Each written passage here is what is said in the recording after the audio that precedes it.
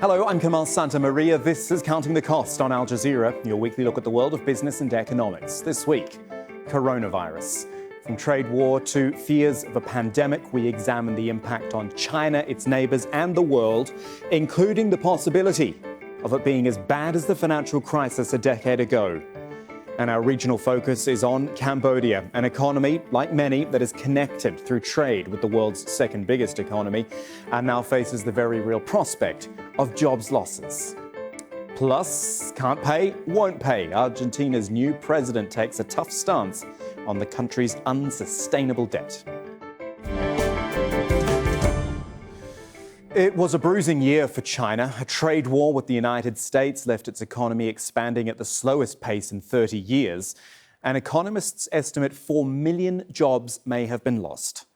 Oh, by the way, that was 2019. This year is already being defined by coronavirus. It's killed thousands, infected thousands more, and has put the brakes on China's economy in a very sudden manner.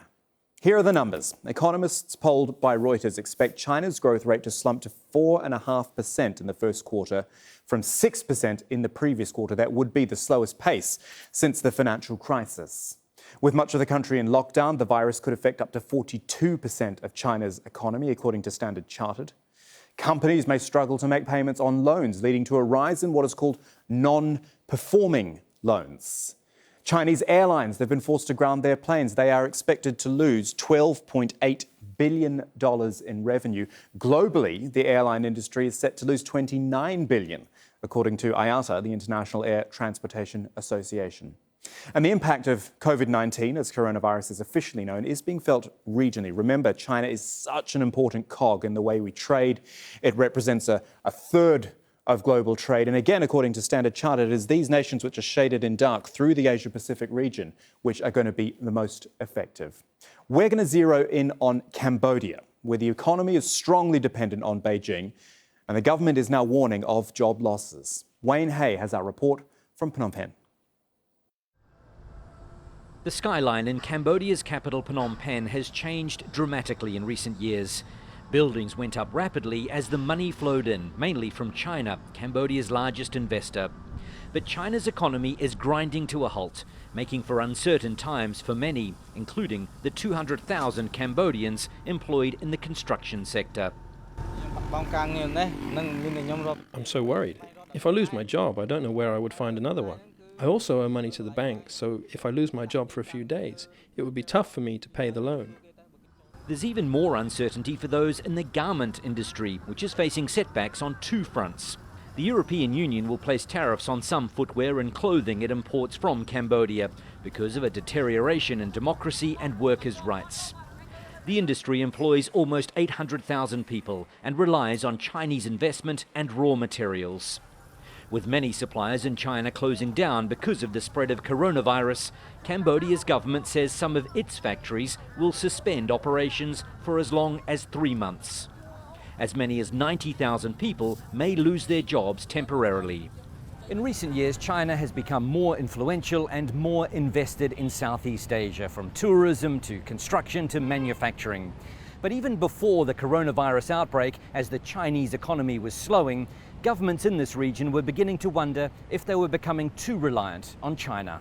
Singapore's Prime Minister Lee Hsien Loong says because China is a much bigger factor in the region than it used to be, his country's economy could dip into recession this year, as visitor numbers drop by as much as 30%. Thailand's economy was already stuttering and may also be nearing recession, with growth heading for less than 2%. And Vietnam's manufacturing sector depends on a well-oiled supply chain from China. In January, exports fell more than 17%. But some experts believe the threat extends well beyond this region. All countries in the world depend on China production, especially in the United States. In Europe, they import a lot from China. And when China have problem, then they will have inflation there. Yeah, the same thing. So that is not for Cambodia and for Southeast Asia, but for the world. The wealthy may be able to ride it out, but it is perhaps tougher for those living on the edge of poverty, who could easily slip backwards in the event of a regional or global economic shock. In Cambodia, there are millions in that category, And as coronavirus spreads in China and beyond, the economic contagion is also worsening. Wayne Hay, Al Jazeera, Phnom Penh. With us now on Skype from Hong Kong is Ruben Mondejar. He's a professor for Asian Initiatives at the IESE Business School at the University of Navarra. And it's great to see you again on Counting the Cost. Ruben, our reporter in Cambodia used the phrase too dependent on China. And I wonder if that's what coronavirus is really highlighting at the moment, not just for Cambodia, not just for the region, the whole world, too dependent on China. Well, as you know, from 15 to 20 years ago, China was already dubbed as the factory of the world. So then what we have seen now is that the supply chain and the sourcing has been interrupted. In other words, indeed, Europe, US, especially these two clusters of economic activity, they were beholden to China, not to mention Asia. But the coronavirus distinguishes big suppliers and small suppliers in terms of China. So Europe and US will consider China as a big supplier. For Asia, and especially Cambodia, it's a small fry for China. So there are those who will be less affected because the volume, in terms of volumes, they're not really that much. And as you know, this has multiplier effects. So once it hits a particular industry, it snowballs into other industries. So that's going to be the effect. First, how long this crisis will last, this epidemic will last. And then secondly, which industries? Because manufacturing industries, and the more they tend to be heavier industries, the startup would be longer. Once you have shut up machinery, to restart it will take a longer time, not only in terms of manpower, but also in terms of operations. Okay, then. So let's put some values on it then as far as the Chinese economy goes. Currently growing at around 6%, forecasts to maybe go down to 4.5%. I always point out that those are rates which other countries would probably be quite happy with. Certainly 6%, most countries would be thrilled with. How long can China survive at 6% or 4.5%, given, as you pointed out a couple of decades ago, it was 15 to 20%? Yes, we have to remember two things. One thing is that there's always a national narrative of China, meaning they want to grow at this rate. It must somehow be near that rate. So China has a problem of credibility and integrity of statistics. The premier of China, Li Keqiang himself says that sometimes he really has to figure out the growth rate. He would rather go to how much output is produced by transportation, railroads, electricity, and that stuff. So he has to rework the statistics that is given officially. So that's the first problem. So the integrity of the statistics. And then secondly is really how far the damage will be. Okay, some people will say that from 6.1 they had in 2019, that this may be like 5.5 or even lower, depends. But it should be close to 6. I think overall it will be 1 to 2% of GDP. At the moment, the calculation is about $200 billion per month. So 200. So how much can we move from that figure? Right. So if this ends in April, then I think they can reach 5 to 5.5 through the whole year. Okay. But if this goes further, I think they'll be in danger of going below 5. So let's talk about measures that can, and in fact are being taken. Hong Kong, $15 billion stimulus, I think it was, which the headline was, I think, $1,200 to each citizen per head. I mean, is that helpful in the short term? Does that put a sticking plaster over it for a little bit? Well, it's, of course, anything would be a bit of a help, but it's really a cosmetic help, because really the help that we need cannot come from this kind of source. So Hong Kong is using its reserves, but giving each permanent resident $1,200. So it's actually doesn't count much. After all, many of the permanent Hong Kong residents don't live in Hong Kong. Of course. So they're outside of Hong Kong. So the calculation of that is maybe 20% of that is outside of Hong Kong. So it's practically is not really going to the right Okay. buckets. You've So made the what point is really already, needed- Ruben. Sorry to interrupt you. You've made the point already about how long this crisis goes on will define the ultimate effect economically for everyone, not just China. 10 years ago, more than 10 years ago, the whole world was in a financial mess, global financial crisis. There are some suggestions that the impact of this could be in the realms of that eventually. Do you agree with that? If the crisis were to go on for an extended period of time, that we could be looking at a financial crisis era problem? No, I think the one of the crisis of 2009, which began with the Fannie Mac, the financial crisis that went around the world. I think the effect of this one is going to be harder for us because the source of the problem is here. So the source of the problem before we got imported problems, but this time we are the one in the hot seat. So therefore the effect of this will be harder on us. So not just Hong Kong, it's just also the other Asian countries, because this has been like a progressive dependence on China, China using its economic power. So that's why the effect will be more damaging for us. Extraordinary times, aren't they? Ruben Mondejar joining us from Hong Kong. Thank you so much. We do appreciate it. My pleasure. Now, tell me if you feel we've been here before. Argentina's economy expected to contract for the third consecutive year. Inflation running at more than 50%. And the country in talks with the IMF to avoid a default on its debt. Yep, we have seen this movie before. Since the late 1950s, in fact, the IMF's provided loans and bailouts to Argentina more than 20 times. This time, though, it's finally admitted what everyone else was saying, that Argentina's debt is unsustainable. It has debts of more than $320 billion, $44 billion of which is owed to the IMF, and more than $10 billion, which formed part of the record $56 billion bailout back in 2018, came from private investors. The IMF's now saying they'll have to take a haircut. In other words, losses on their holdings. Remember, the more debt you have, the more interest you pay, the less money you have to spend on crucial services. There seems to be, however, a determination in Buenos Aires that they won't accept any new austerity measures. In fact, the new president, Alberto Fernandez, has instead frozen prices and hiked salaries. Teresa Bo has our report now from Buenos Aires. Jesus Melchor Soria was hoping his pension would be readjusted this year. Argentina has one of the highest inflation rates in the world, and he was disappointed when he found out that despite being paid only $240 a month, he would not benefit from the latest government incentive because of a lack of money. My wife earns a minimum pension and she got a small increase, but somehow I'm considered to be rich with the salary I make, and we can barely survive. If I were rich, I wouldn't be in this clinic. I'd be somewhere where they treat me decently. I have to travel for hours to come to this hospital. Jesus is not the only pensioner who's struggling these days.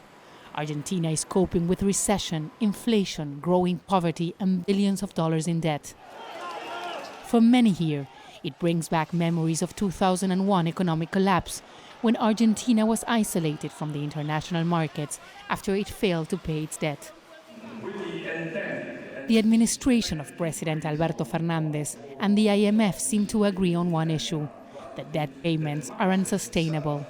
Argentina's new government says that it needs to restructure its debt with the IMF and private bondholders in order to focus on growth to get out of the current economic crisis. Negotiations are well underway, but it's not clear yet whether this country will be able to prevent a default on its sovereign debt once again. Since taking office, President Fernandez has increased taxes and strengthened currency controls in an attempt to prevent the loss of much-needed US dollars. I think, what this government is aiming at, I'm not sure if it's going to achieve it, but I think what they're thinking at, even though they're not saying it, they're aiming at some sort of competitive exchange rate that helps them keep the external accounts in balance, get a debt restructuring which helps them, at least from the financial point of view, reduce the interest burden for the next year or two, and with this try to spur domestic activity and demand. Argentina has had a long history with the IMF and foreign creditors, and there are many, especially in the governing coalition, who say payments should be suspended. Under the government of former President Mauricio Macri, Argentina took on around $100 billion in foreign debt. People like Claudio Lozano say the debt should be investigated. The IMF gave billions of dollars to Macri because Donald Trump gave his full support knowing that Argentina couldn't pay it. They did it so Macri would be re-elected. That did not happen. The IMF violated its own regulations and now they want to tell us what we should do. Fernandez says his priority is to help societies most vulnerable as he struggles with foreign creditors. But his policies are not reaching everyone in the same way. Many fear another default could make the situation even worse. With us now from London, Richard Siegel. He is an emerging markets senior credit analyst at Manulife Asset Management. And it's great to have you with us here. I mean, it seems that the IMF has now publicly said what everyone else was, that this just can't go on with Argentina. If this can't go on, what can? What's the next step? The situation in Argentina has been very stressed for a number of years. It predated the latest dilemma between bondholders and the government. The IMF is acknowledging what we've understood for a long time, meaning that the public debt is unsustainable and it needs to be written down quite substantially. But the IMF itself is also a major creditor. Argentina owes it about $43 billion. So in a sense, a three-way negotiation has to happen between the government, the IMF, and bondholders. And this is likely to commence in earnest in the first part of next month. And what chance of any success there? Because the current Argentinian leadership doesn't really seem to be in a mood to be negotiating, certainly doesn't want to go down the austerity track. It will have to compromise eventually. All parties will have to compromise.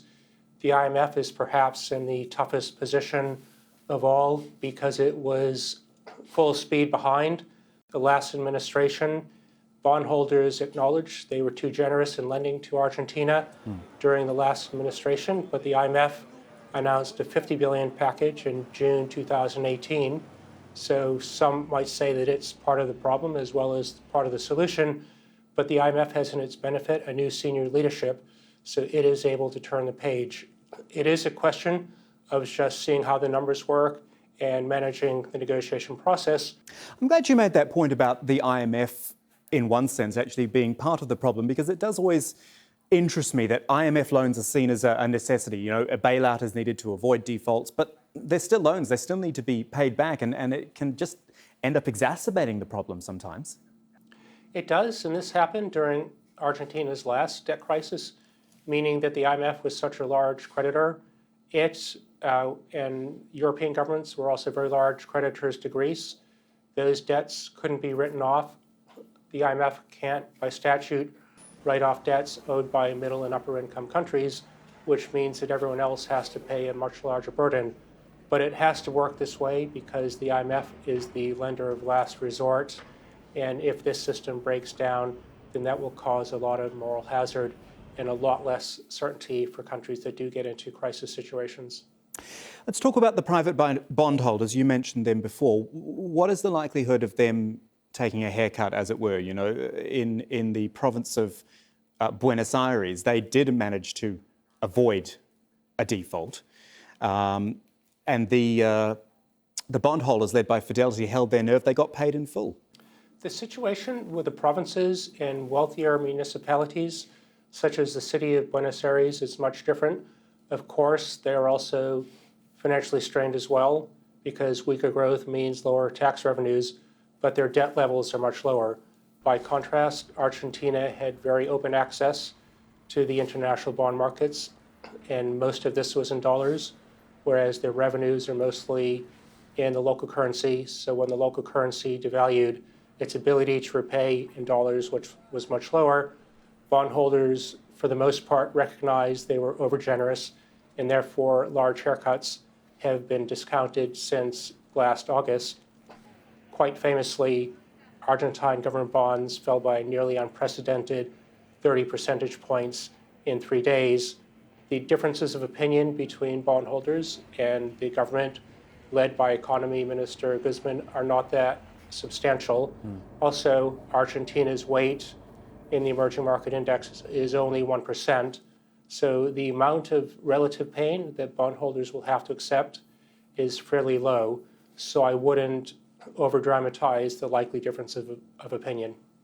And what about the pain for the people in Argentina? You know, we've been talking here about IMF, about governments, about bondholders. I always like to bring it back to the everyday people and what they're going through. This is the big problem, actually, and this was the reason that the election shock occurred. What I think many analysts missed. The poverty rate was quite high in 2017. It was 27%, but because the economic gradualism policies failed to turn the economy around, by the end of last year it reached 40%.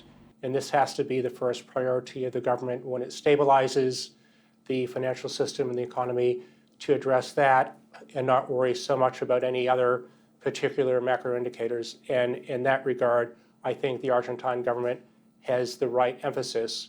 Whether it can turn the economy around or not is another question. Richard Siegel talking Argentina with us on Counting the Cost this week. Thank you so much. We do appreciate it. Thank you. Finally, counting the cost means more than financial implications. It is the cost to people, their lives and their livelihoods. Case in point, Bangladesh, where residents in the capital have been living with some of the worst air quality in the world. Officials are now warning of serious health effects. But the thing is, it's not just the air that's polluted. The main river, which used to be Dhaka's source of drinking water, is now toxic too. Here's Bernard Smith reporting from Dhaka. They're taking a bath in a poisonous soup of decades of untreated wastewater from tanneries, battery and pharmaceutical factories and other industries on which Bangladesh's economy relies. We're fully aware of how polluted it is, but we're boatmen, and when we're around here, this is where we have to wash. Now the government is finally making some progress against the worst polluters, with a High Court order forcing the closure of 231 illegal tanneries. But the pollution continues. Licensed tanneries are supposed to pump their waste to this new treatment plant, but it's not yet fully equipped to operate at capacity. So every day thousands of litres go straight into the river. The court has ordered us to make sure the effluent treatment plant is performing at optimal level. So we're going to take over operations from the Chinese who are running it now. We and the government share the same attitude and mindset to tackle and handle the pollution problems. 64 freshwater fish species in Bangladesh are under threat because of pollution. 9 are critically endangered, according to government figures. The Buriganga used to provide Dhaka's drinking water. Now it's toxic and black. And cracking down on polluting industries is part of the government's ambitious plan to clean up Dhaka's rivers. Here, a market built on illegally reclaimed land is being ripped down. All this area up to the road will be dug out again and the river returned to its original width. There are a lot of influential people involved in land grabbing. Even members of parliament and big industrialists who own many of these industries are polluters. But at the same time, public awareness is growing in regard to the environment and pollution, and a strong desire to save these rivers. For years, the government has turned a blind eye to the garment-related industries, which contribute 20% of the country's GDP. Activists hope this court ruling will set a precedent for other rivers, 38 of which they say are dying due to unbridled pollution and land grabbing. Bernard Smith, Al Jazeera, Dhaka. And that is it for this week. You can get in touch with us, though, by tweeting me at KamalAJE. Do use the hashtag AJCTC if you do. Or just drop us an email. countingthecost@aljazeera.net is the address. And there's plenty more for you at this address as well, aljazeera.com/CTC. That's our page, which has individual reports, links and entire episodes for you to catch up on. But that is it for this edition of Counting the Cost. I'm Kamal Santamaria from the whole team. Thanks for joining us. The news on Al Jazeera is next.